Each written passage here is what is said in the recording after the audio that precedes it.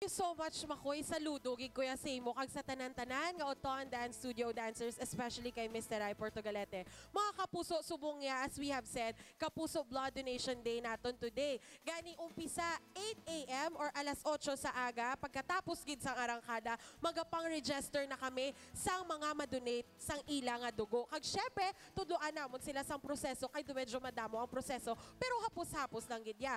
Kag subong naman niya makaupod ta ang Blood Center Manager sang Philippine Red Cross Iloilo, si Dr. Judith Sol Jimeno. Doc, good morning sa imo. Good morning, Kate. Ayan, Good red morning na sa red aton si nga Doc. mga kapuso. Yes, good morning man, Doc. Doc, firstly, kay ti kadamaan niya sa makabati nga mag-donate dugo, mamba sila, ay nakulbaan ko or na nervyos ko bala kay ti syempre kuhaan ka dugo. Pero ano bala mahambal mo sa ila, Doc? Sa ila pagkakulba, dapat din man bala sila kulbaan?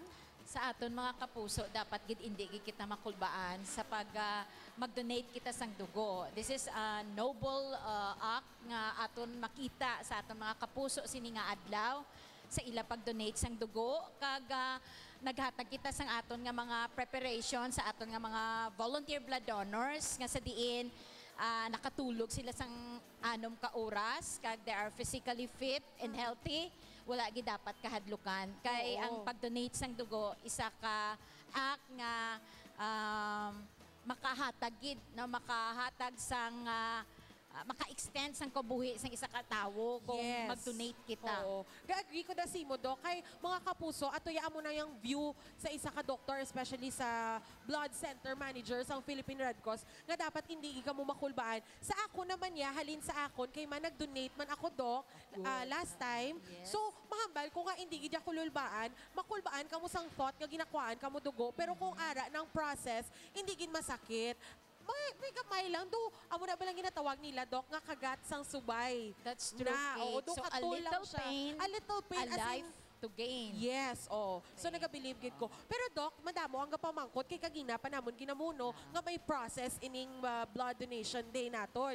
So first is the screening. So ano pa gid ba lang iban nga process, Doc? Kag anong gakatabo sa screening?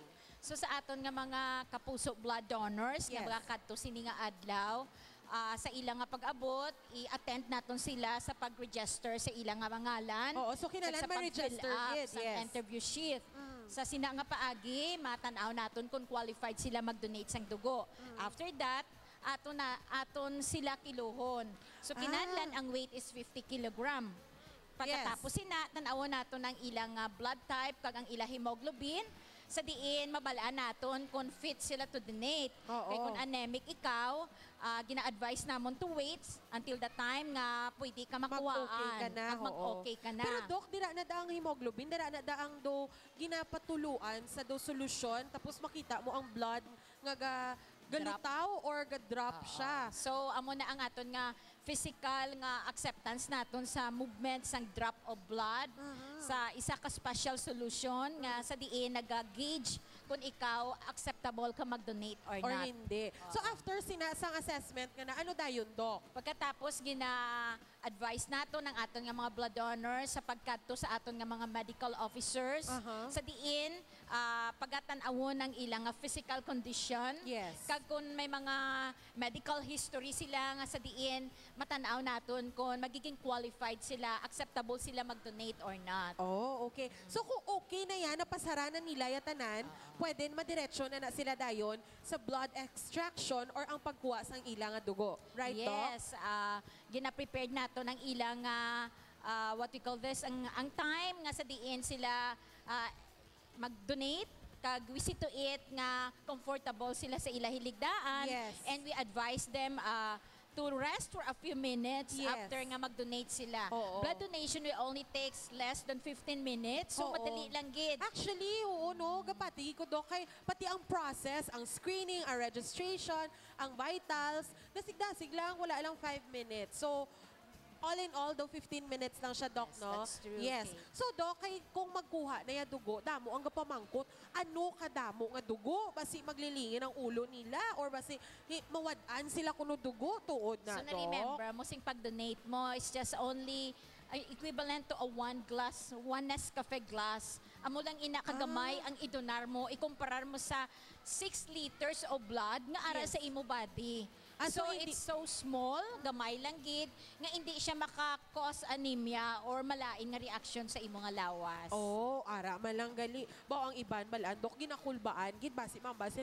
Oh, basi damo-damo gid ang ginakwa. Pero no mga kapuso, kaga ako nagapati ko na kay nakapakwa man ko. Pero dok liwaton ta lang ang qualifications kay kung kisa gakalipat ang aton mga kapuso. So ang qualifications kinalan sa aton nga hambalon ta lang bi isa-isa dok from the age. Okay, sa aton age, 16, 17, pwede gid mag-accept nga Pwede gid magiging ka-donate, qualified as maging a donor. qualified, yes. Pwede gid. Sa weight, pwede ka sa 50 kilogram. By the way, sa age kali, 16, 17, pwede. Kung first-time donor ka, even up to 60 years old. Pero pag Oh. regular donor ka, up to 65 years old, pwede ma-accept as a blood Wow, donor. that's nice. Sa mga 16, 17, we only required parent consent. Kay kinalan may consent pa na isang Yes. parents. Okay. And then for the weight, ang aton kilo dapat 50 kilogram or Oo. 110 pounds. So kung ang weight nimo makalabot sa 50, pwede ka na Pwede, qualified. qualified ka And na. then generally you should be in good health. Lately wala ka na hospital for the past 3 months.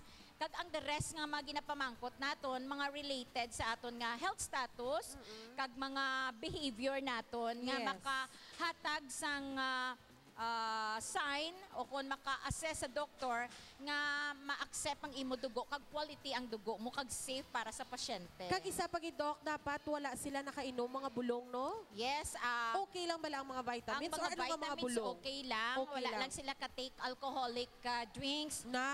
12 hours prior to blood donation. 12 hours. Yes, Oo. kag nakapamahaw sila 2 hours prior sa blood donation naton kag nakasleep sila not less than 6 6 hours last night. Oh, okay. Ay, Doc, may ari, pag idi isa naton kakapuso, kagina namangkot. Kay medyo bago lang siya kuno nakadonate sa dugo. So, okay lang na. Ano bala ang duration nga makadonate ka? Every ano bala pwede Oo, makadonate? importante Kate nga mabalaan sa ato mga kapuso nga every 3 months pwede kita mag-donate blood. Oh, okay. So in a year time pwede kita ka 3 to 4 times nga makadonate sa dugo. so kung last week lang galido, medyo hindi pagid pwede, Doc, Oo, no? hindi pa pwede, Kate. okay. Sa next na lang natin, Sa next na- nakapuso, blood donation. Yes, Doc, I agree. Doc, please invite ang tanan-tanan nga mga kapuso nga magkadto diri kag mag-donate sa dugo nila, Doc. So sa aton nga mga kapuso, gina-invite ni kamo namon nga magakadto diri sa aton nga blood kapuso blood donation activity. Dako gid ang amon pagpasalamat nga magiging part kamo namon sa amon nga kapuso blood donation.